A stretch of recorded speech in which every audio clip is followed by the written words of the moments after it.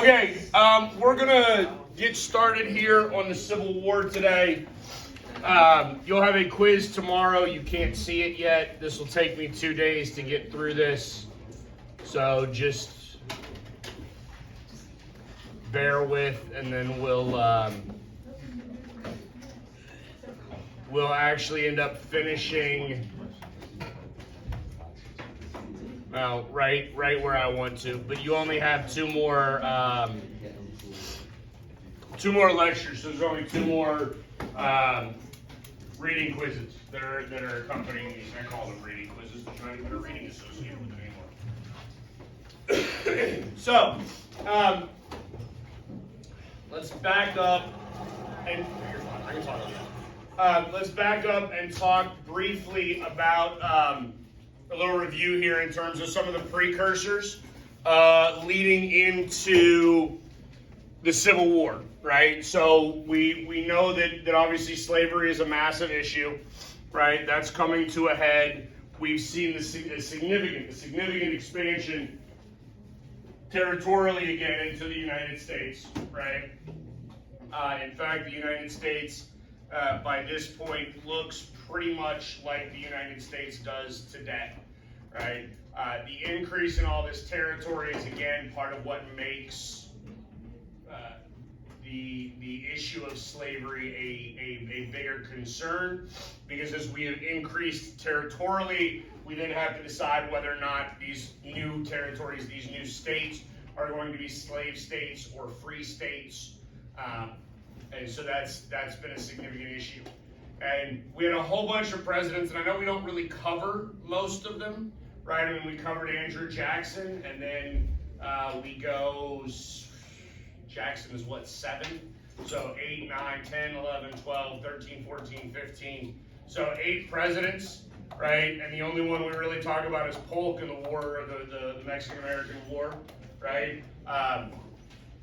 Most of them are again kicking the can down the road, which is the term I continue to use over and over again.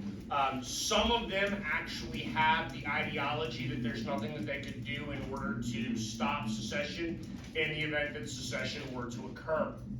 And there is absolutely nothing in the Constitution that addresses secession. If you were to look at the Constitution as a contractual agreement amongst the states, which I think it is. I think you can make that argument. I think you can make an intellectual argument that the Constitution is a contractual agreement amongst the states. Then the question becomes, can you get out of that contract legally? There are some people that believe that the answer is yes. There are other people that believe that the answer was no. And the creation of the Republican Party, and Abraham Lincoln is our first real Republican, right? The Republican Party is created out of the remnants of anti-slavery Democrats, Free Soilers, a little bit of Whigs. It's a coalition of a bunch of different groups that comes together. Okay, they're going to elect Abraham Lincoln. Lincoln only wins northern states, okay, and the South, specifically South Carolina, is going to secede. Once South Carolina secedes, it then becomes a domino effect. Okay, so South Carolina will secede. We can question the validity of some ideologies once that behavior occurs, right? Whether or not Lincoln is trying to provoke South Carolina into attacking Union Brigade at Fort Sumter, or whether the South sort of attacks unprovoked, right? What that provocation means, and whether or not the United States, meaning the Union, right, is justified in turning troops against the South. Okay? Justification is going to go a long way in this because it matters. And when you go throughout history, I want you to understand that when you look at any point in time in history and you see a conflict, I want you to understand that it is very, very easy to do us versus them, yes? Okay, whether it's Christian, Muslim in like the Crusades, right? or Muslim Hindi in like India and Pakistan, where that is, right? Whether it's whites and natives or whites and blacks, right? We create means of separating, right? Because it makes it significantly easier to kill another human being, okay? And I need you to understand that psychologically that matters. That becomes significantly more difficult in the Civil War because we're all American. Okay? So you have to try to figure out how to create a justification in order to actually kill somebody that you can't quite as easily define as different as a them. We understand that? All right, so now it's a matter of sort of who is offensive versus defensive and who provoked whom in order to start the war. All right? Once Fort Sumter happens, right, you're going to have a whole bunch of other states that also begin to join the Confederacy, right? So there are some states that join prior to Fort Sumter, prior to the actual first sort of volley of fire, right? The first time that we're going to actually shoot at one another. All right, those are typically your deep South states. Okay, those are the states for which slavery was a far more prevalent issue. Okay, your border area states, slavery exists, but it's less significant. Okay, especially once tobacco doesn't really become a thing, or tobacco is not nearly as profitable as it once was. Right, we talked about that idea of your upper South, right, really having a limited influence in terms of slavery, Southern culture, Southern economics, and for the most part, they're actually having to ship slaves down south, right, into Mississippi, Alabama, Louisiana, those Cotton Kingdom areas in order to try to maintain some level of economic prosperity. Okay. But your border states, Virginia, North Carolina, Tennessee, and Arkansas, they're all going to join after the firing of Fort Sumter. All right. That being said, I do want you to understand that there are other slave states that never leave the Union, which creates some conflict or some disparity over whether or not this is a war over slavery. Okay. Now again, it is. Make no mistake, right? That's obviously issue number one in this conflict. But also understand that there are more issues at heart than just slavery. Okay. So there are a number of factors that come into play here. But we have a number of slave states, Delaware, Maryland, Kentucky, Missouri, that do not secede from the Union at any point in time. Right? When you look at the beginning of the war, right, the Union has 23 states. They have a significantly large population. Okay? They have a very large population because in the middle of the 1800s, the middle of the 19th century, we've seen some significant influx of European immigration into the United States. Where do all European immigrants enter the United States? Do we know that? They have to enter through Ellis Island in New York City. That is the only port of entry for immigrants from Europe for the purposes of census, right? If we're going to allow immigrants, I mean, if you're coming legally, right, and let's understand that we're talking about the legal immigration of people, right? There's specific provisions that are in place on how to come legally, right? You have to come through Ellis Island. We'll talk about it a little bit after Christmas when we come back. We'll talk about Ellis Island and some significant influx in immigration as it pertains to industrialization here. You basically went through like a step-by-step process, and if you were deemed acceptable, I hate using that term, right? But if you came here and you were like physically handicapped, for instance, right? Therefore incapable of working, the likelihood of you being sent back to Europe, like they would just put you back on a ship and send you right back, right? But that's done in order to make sure that the people coming here are not going to be some sort of burden on society, okay? Right? But that means that the significant immigrant population of the North provides the Union with a number of advantages in terms of those people that are going to be capable of serving, those people that are going to be able to be drafted. And there is a draft in the North. We'll get to that, right? But there is a draft. Some other advantages that the North has, right? We hopefully we learned already that in the New England area, one of the predominant industries that begins in the New England area is shipmaking, right? There's a whole bunch of timber, lumber up in this area. We can make lots of boats. This provides them with the military advantage. The Confederacy does not have much of a navy at all.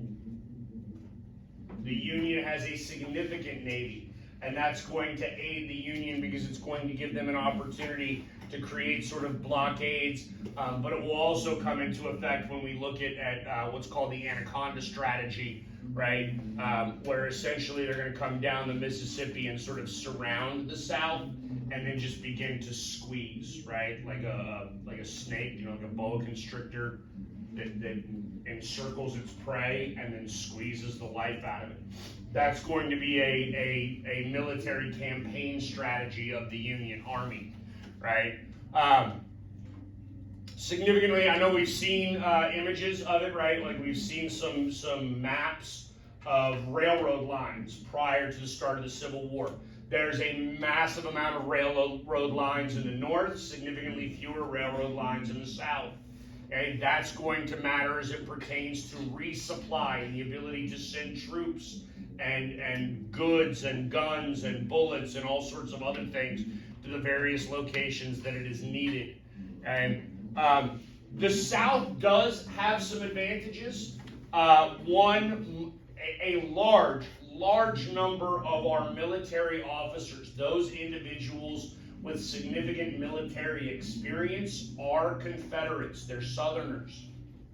Okay? Now this probably gets into some cultural aspects of the difference between the North and the South and military service and sort of the bravado that comes from serving in the military and like the manliness and whatnot. Right? That's a little bit more of our Southern culture, and so a large number of our generals, our military leaders, those are actually Confederates. So that's a significant advantage for the Confederacy. In fact, the guy that Lincoln wants to run the Army is Robert E. Lee. That is Lincoln's first choice. Okay? Lincoln will eventually go through like 7 generals. Okay? It will take him 7 guys before he finds somebody capable of running the Union Army successfully. Okay? Whereas Robert E. Lee takes over basically the Virginia Army and is the successful commander of the Virginia Army for a long time until he makes a very significant mistake, and we'll eventually get that. Right? The South also has a distinct advantage in the sense that the South is fighting a defensive war. Okay? The South does not need to take Union territory. They only need to defend the territory that they currently hold. All right? The first major battle is the First Battle of Bull Run. Okay? The Confederacy is actually relatively successful here. And again, if we go back and we look back at that previous slide, we know that the Union has more numbers, yes? Okay? But the Confederacy has more experience. They are better soldiers. One Confederate soldier is probably worth 3 or 4 Union soldiers at the outset of the war. Okay? Which means that if you're going sort of toe-to-toe in that regard, you as a Union, you would need to have an army that is 4 times as large as the Confederate army. okay, in order to break even, and the union cannot break even, they have to win, right? A stalemate would be a union loss, all right? So this is initially a Confederate victory, okay? It's going to set the stage and solidify the Confederacy as a venerable force, right? As an army or an entity that the Union is actually going to have to contend with, right? Meaning that this is not going to be some sort of splendid little war, right? Which is a term we're going to get into again in January when we talk about the Spanish-American War that lasted like 3 weeks. Like 3-week wars are like a joke. You understand that? So is it a war? Sure, it's a war. The Spanish-American War is a war, but it does not last very long at all. Okay? There's some beliefs that this is sort of what's going to happen because the Union does have a lot of technological superiority. They have superiority in terms of firepower, manpower, production power, all of those things that should create a relatively quick, compact, efficient war for the North. And yet when we actually meet on a battlefield for the first time, the Union Army is soundly defeated. And again, due in large part to the tactical superiority of the South, right? And the fact that it's easier for the South to resupply themselves because they're fighting a defensive war, so they're fighting in their home territory. All right. Some of the war strategies. Okay. First, the Union is going to have sort of what we call a three-pronged plan here, right? And the Anaconda plan, I already sort of mentioned this, right? We're going to utilize the Army of the Potomac, which is what we typically think of as sort of the Union Army, right? They're going to continue to put pressure on Richmond, Virginia.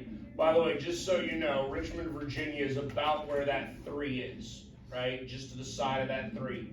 That is the capital of the Confederacy in all of its glorious stupidity. Exactly. That's why it is gloriously stupid. Okay? What? Why would they put it so close to the Union? Okay? The reality is they would have been far better off making their capital either down here in like Atlanta, Georgia, or Birmingham, Alabama. Birmingham, Mobile? No, Birmingham's on the coast. Let's go with Mobile, right? Somewhere more centralized and off the coast. Because again, they don't have a navy, right? The biggest southern city at this time would be New Orleans. You're not going to want to make that the capital, right? Because New Orleans is not really defensible because you don't have a navy. Okay? But instead, Richmond, Virginia is their first choice. Okay? So the Army of the Potomac is going to try to continue to put pressure on Richmond. If you were to take the capital, you're theoretically going to end the war pretty quickly, right? 2, we're going to utilize the significant Union Navy and we're going to create a blockade around the South. This is going to make it more difficult for the South to be resupplied by any sort of ally. Okay, this is going to cut off trade, this is going to cut off supplies. Again, when we go back and we look, we know that the Union has already begun to industrialize, correct? We know that the North has begun the process of industrialization. They have begun the process of manufacturing. The South is still very agrarian. That means the South is dependent upon others to produce to produce finished products. Okay, all they have are raw goods. If we blockade the South, meaning we just surround it, you don't even have to do anything. Okay, a blockade is simply a strategy of attrition. And if I were to go to, let's just say, for the sake of argument, I were to put a blockade around your house, right, where you could not leave your home. How long are you going to last? Maybe a day. you'd last longer than a day. You've got food in your pantry and your refrigerator, right? I'm not actually attacking you. I'm not actually like harming you. Right? The reality is you would probably last. Now here's the thing, once the sun goes down and it's dark, you think you could smuggle some stuff in and out? Probably. Right? You could probably smuggle things in and out. But the longer it goes on, the more likely I am to catch your smuggling operations, right? And therefore to put a stop to them. And eventually, I would wear you down. Okay? Now, the military term for this is actually like a siege. That's the military term. Okay? But that's what a blockade is. It's simply aimed at limiting economic opportunity or economic activity within the South, which is going to make it harder for the Southern Army to be successful, right? And then 3, and I told you this already, we're going to come down the Mississippi, and again, we've got a Navy in order to do this if we're the Union, right? And we're going to cut the South in half this way as well. And so this is going to make it to where like your Texas, Louisiana, Arkansas, right, your western, southwest, whatever you want to call that region, right, they're now going to be cut off from the remainder of the South. That decreases the opportunity for them to come and resupply and aid the Confederate Army and help, right? The more we can divide, the easier it's going to be in order to conquer, okay? The Confederate plan is really to just prolong the war, okay?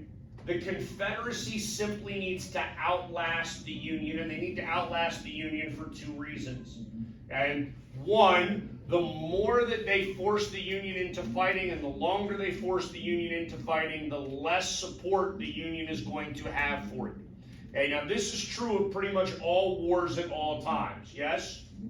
Okay, so if you go back to like when you were born, right, or a little bit before you were born, okay, we went to war with Iraq and Afghanistan as a result of 9/11, right? And how did people feel about it at the time?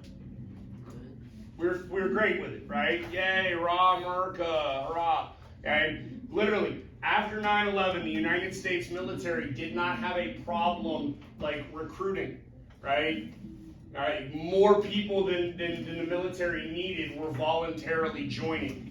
And now, once you progress 4, 5, 6 years into that conflict, what happens to the public sentiment of it? We're not so happy anymore, right? We're not so thrilled. Like, what are we doing there? Do we have a strategy? Are we going to be able to win? Why is this continuing? And Americans, and I don't think this is just Americans, it's probably people in general. People are very fickle. They have very short attention spans. It's very much a what have you done for me lately sort of mentality, right? We were attacked, hurrah, like rah rah America, we're going to circle the wagons, right? We're going to increase American morale in order to defend ourselves. But then relatively quickly, that mentality begins to waver, and people are like, I don't know why we're doing this. Okay? The Confederacy is hopeful that the same thing is going to happen to the Union, right? Right now, the Union, hey, we got to protect America, we got to save the democracy, save the Union, blah, blah, blah, right? But the longer the war goes on, the higher the costs associated with the war, the less likely support is going to maintain. Okay, so the South is trying to wait out the North for that reason. And secondly, the South needs aid. Okay, and they need specifically European help. Now, European nations are not going to help the Confederacy immediately. And that should logically make sense to you, right? If I am a large world power, and European nations are at the time, right? I am not going to commit resources to a country that I think is going to get obliterated in a matter of weeks. That wouldn't make sense to me. I'm not going to provide financial aid. I'm not going to provide arms. I'm not going to provide troops to a group of people that I do not think are remotely capable of defending themselves and actually succeeding in warfare. However, the longer they last, the more reasonable they seem as an actual viable nation. Therefore, the more likely I would be in order to help them. And the reality is that the European powers that the Confederacy wants to rely on, they would actually even be a little bit faster into the Confederacy's aid than other instances, because the Confederacy is still sending all of its raw materials to Europe. Europe is making finished products for the Confederacy and sending it back. That means that European nations also own a significant amount of the Confederate debt, right? Because you have individual plantation owners, right, who are in debt to European businessmen. So it would make sense for European business interests to help support the Confederacy in order to ensure that they're going to get paid the debts that they're owed. Okay? So the Confederacy theoretically doesn't even have to wait as long as a lot of nations would have to in order to get that aid from foreign countries. Now, ultimately, Europe is not going to help the Confederacy. It's one of the things that dooms the Confederacy, and we'll get to it. Lincoln is very, very smart in trying, in preventing European nations from aiding the Confederacy. Right? The Union Army, significantly larger than the Confederate Army. It's composed of a couple million, right? Initially, a lot of them are volunteers, okay? A lot of them are teenagers. Okay? There's wide age ranges, though, in the military. Okay? A lot of them are actually immigrants, and as the war goes on, more and more immigrants will become a part of the Union Army, because once the Union actually implements a draft, one, wealthier people can buy their way out of the draft. Immigrants cannot buy their way out of the draft. But two, the Union Army becomes an economic opportunity for immigrants entering into the United States, right? If you get off the boat in Ellis Island, right, what happens when you immigrate to a country? What do you have to do? Get citizenship. You don't need citizenship immediately. If you were to move, what's the very first thing that you need? Where to stay? What? A house. In order to get a house, what do you need? Tyler? A job. Right? I mean, you need money, but how do you get money? You get money through a job, right? So if you're coming off the boat in Ellis Island, right, like you make it through the processing station there on Ellis Island, and then you take the little ferry over to, the 5 Points in New York City, and some union recruiter is standing there with a pamphlet that's like, hey, sign up, you'll make $5 a month, right? We'll give you boots, clothes, 3 meals a day. If you don't have any other prospects, that's probably a decent idea. All right? Okay, and that's going to aid the Union Army as well, because they can continue to resupply their military that way.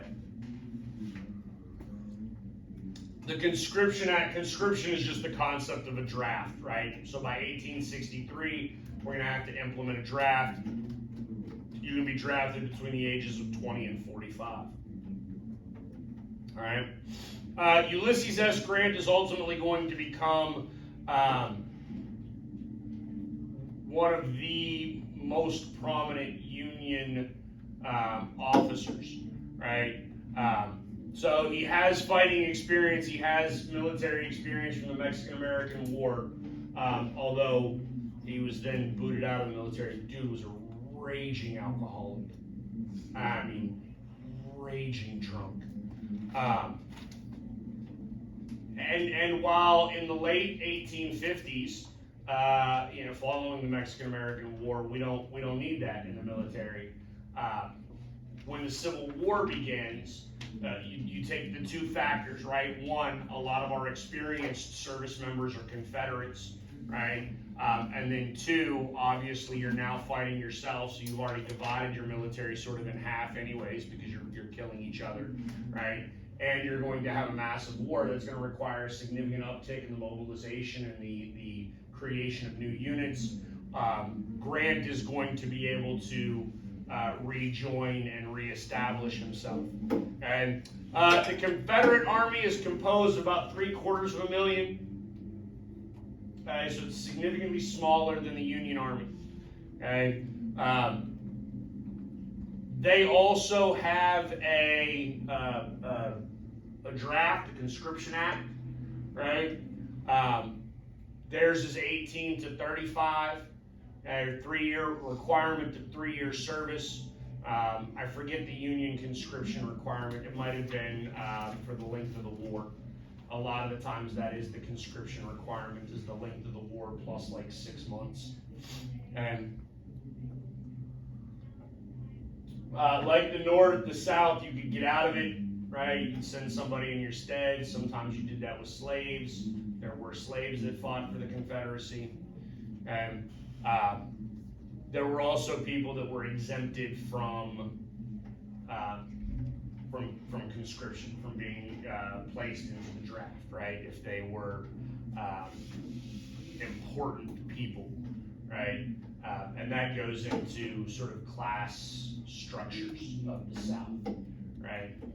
That again, when we go back and we look at that antebellum cultural aspect of the South, we remember that the South is very hierarchical, yes? And so those elitists at the very top of Southern culture, they're going to figure out ways to exempt themselves. All right. Why did people fight? This gets into your reading a little bit from yesterday. I'm going to be honest with you. I personally find this to be a fascinating concept. I'm fascinated by this. And I'm fascinated by it in part because I don't even think I can answer the question for myself, right? And so, honestly, your reading from yesterday, I think McPherson is foolish, right? This is what I wrote my senior thesis on at the University of North Carolina. I don't think there's an answer to this question. I don't think there's a good answer to this question. And the reason that there's not a good answer to this question is because there's probably 15 to 20 good answers to this question, right? Some people fought out of boredom, believe it or not, right? Some fought out of a sense of honor. Some of them fought out of a sense of duty. Some of them fought out of a sense of love or loyalty to the person next to them, right? Their brother goes to fight, they would go fight alongside their brother in order to try to defend and help secure their brother. There are some ideological aspects, and I think we'd be remiss to say that individual soldiers, privates in the military, right? Like the guys that are at the very, very bottom, right? That are cleaning latrines and taking all the crap orders, right? Okay, like the ones that have to slop through the mud and like dig everybody else's little hole and things like that. I think we'd be remiss to say that they were not ideological people. I think some of them were. Right? I think some of them had ideological reasons as to why they fought, right? They feared, for instance, I think some Southerners, some Confederates feared a loss of individual liberty, right? That somehow the Union would come in and dictate to them what their behavior would be, right? That they would somehow become enslaved by a victorious Union army, right? I think some of them did it out of a sense of economic preservation. Again, if you were to remove slaves from the equation in the South, you would destroy the Southern economy. Because the Southern economy was predicated upon slavery. Southern wealth was frequently predicated upon slavery. And your wealthy elites within the South, all they had of actual value were slaves and land. And the land was a status issue. You couldn't sell off the land, or you sold off your status. Right?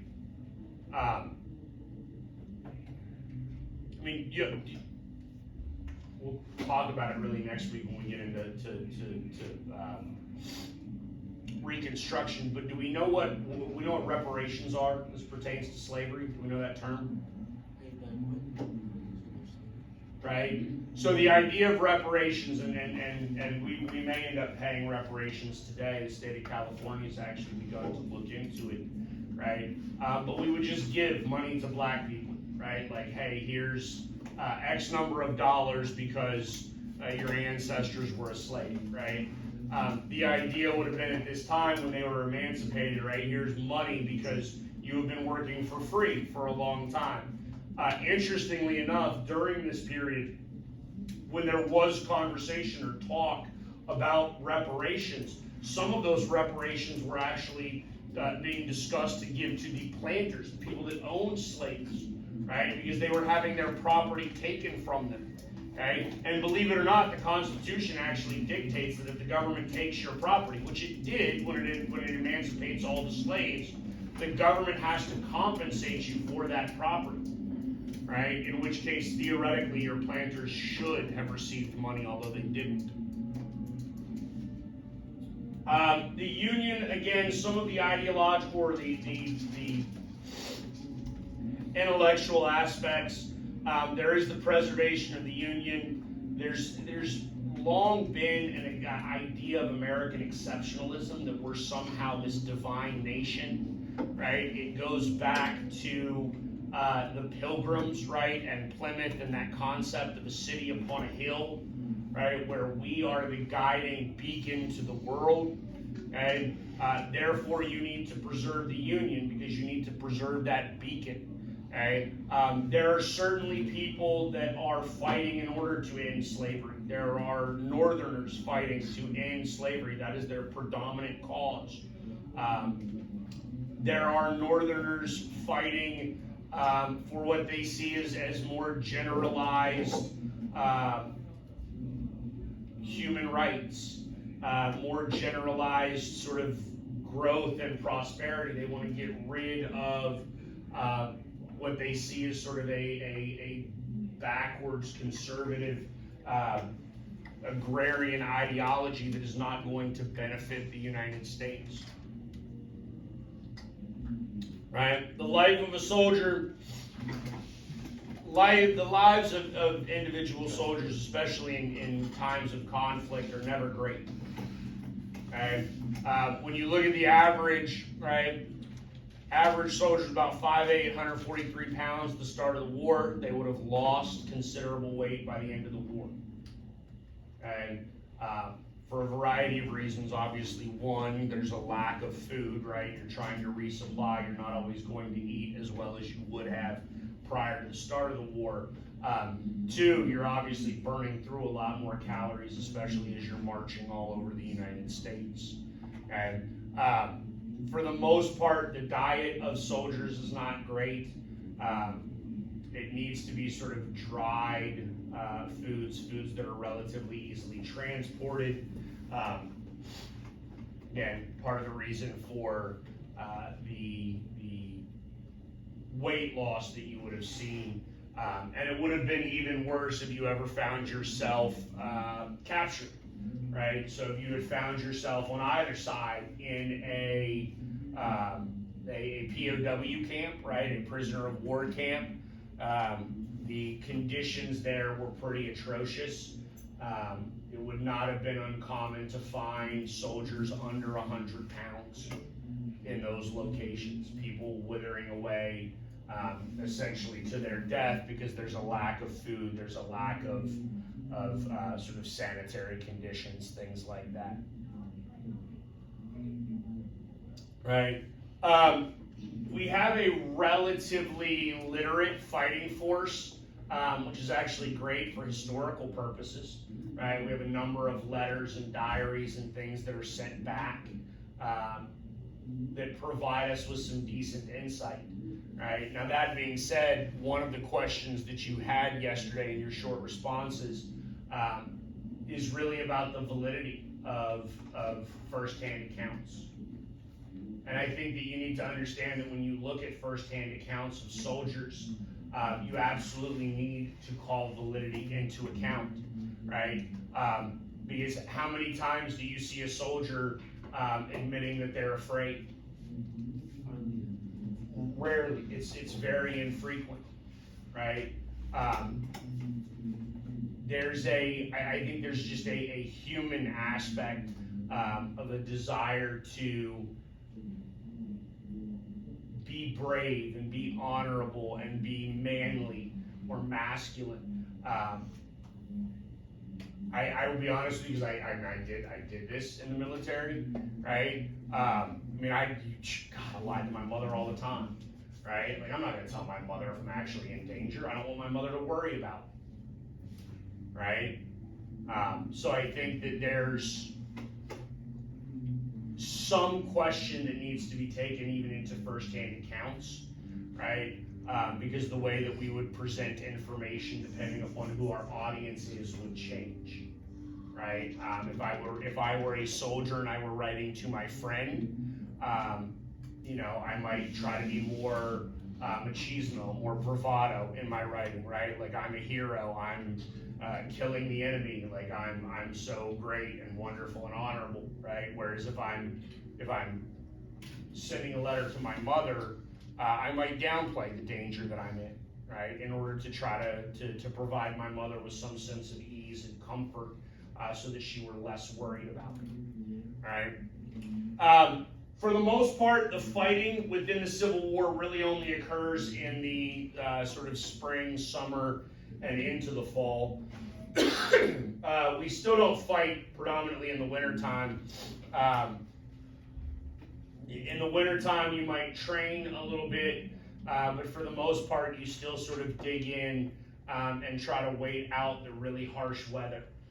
This is beneficial for both sides of a fighting force, right? The more you overextend yourself in cold months, the harder it is to resupply, the more likely you are to be devastated by non-combat related issues like disease or exposure to elements that could cause death and other sort of issues, right? Both sides, desertion would have been relatively common, and although desertion is a crime, and there are instances of deserters being caught, captured, and executed. And in fact, execution is the crime for desertion during this period of time.